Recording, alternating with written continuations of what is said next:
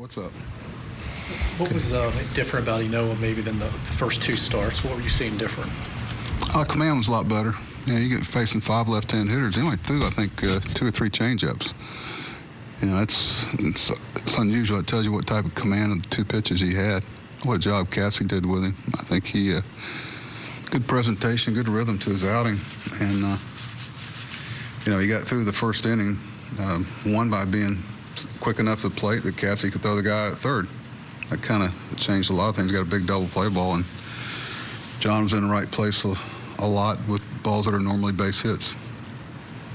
Well, obviously runs have been hard to come by lately. I mean, how big is it for Manny to go out there and put you guys up just immediately like that? Manny's still not feeling well, and I talked to him earlier. I said, I'm going to make 2 lineups out, and you let me know if he thought he might get feeling a little better as the day wore on.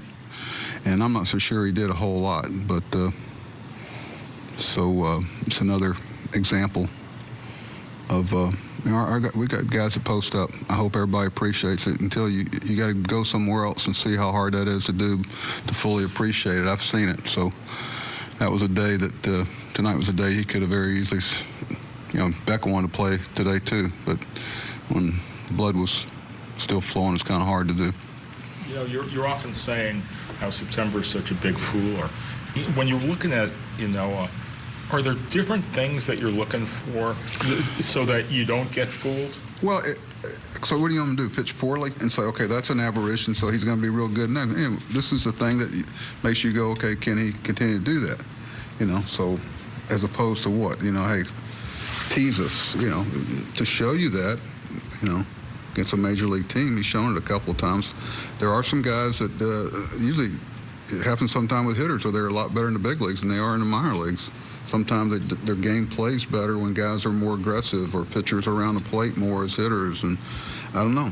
That's, the equation you got to figure out. And you can help me if you got a feel for it. So for that, he did his part, and he'll get the ball again. See if it continues against another team.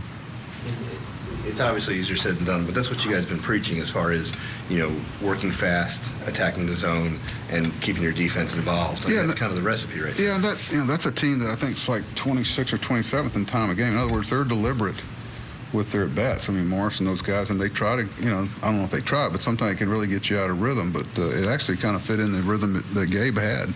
And Gabe's he made a great defensive play, really. Well, one of them that he had, we teach it to attack the ball. If Chris goes and gets that ball, it's a great decision by Chris to go to the bag, because if he goes and fills the ball, he's got nobody to give it to. So it's something that, I've seen Roger and Allen work on these plays too. I know these guys are sick of them, but, there's a lot of, and he turned one double play on the ball back to him, filled his position. He had one ball right up the chute that he was out of position on that he would have, but it was a good, crisp defensive game for us. I'm not so sure. Did they stop the guy at third and then send him after Austin bobbled the ball? But I tell you, the most helpless feeling, and we've all done it, is I looked up at the clouds right after the ball that Trey couldn't see, and I know this is going to sound, right. The clouds were exact same color as the ball. I mean, that is a helpless feeling to stand out there. And, now the sunset, I think it was at 7:03 or 7:04 today. It's coming into play about game time. That is a helpless feeling where, think about it, there were more than one person didn't see the ball. What does at this stage in the season an 11-game hitting streak for Trey Mancini say about how he's carried through, the longest season he's ever played? Trey's never given in to, okay, Trey's getting ready to maybe go to his experience level. He just doesn't. He didn't give in. I tell guys a lot of times about batting average and numbers. When you're 0 for 3 and you punch in a 1 for 4, maybe a single to right with 2 strikes, and the opposing team's fans on their feet on the road, and he's done that a lot. That's how but you grind. He doesn't waste at bats, and he's been a picture of consistency for us. With Hayes, he has the error, obviously, but then he has 2 more hits tonight. I mean, is that just kind of part of the learning process for him?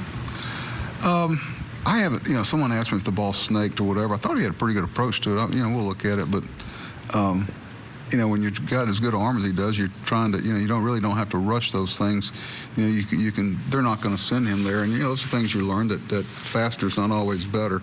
Sometimes you got to slow the game down a little bit. Okay, that ball's hit real hard. If I catch this ball cleanly, he's not going to score. There's no reason to try to rush there, and that comes from knowing the runners a little bit more. It's not like Kerr can call timeout and say, hey, he doesn't run. It's one of those things you talk about, which Wayne does with these guys endlessly before games start. But it's like I was talking to Austin today. There's a lot of things he's going to have to experience himself. I don't have a problem I have a problem with mistakes, but only if you repeat them. Little things that you do, you got to file them away and develop that trust with your teammates and your coaches that, you're going to know how to approach those things. This guy was at Jacksonville a year and a half ago.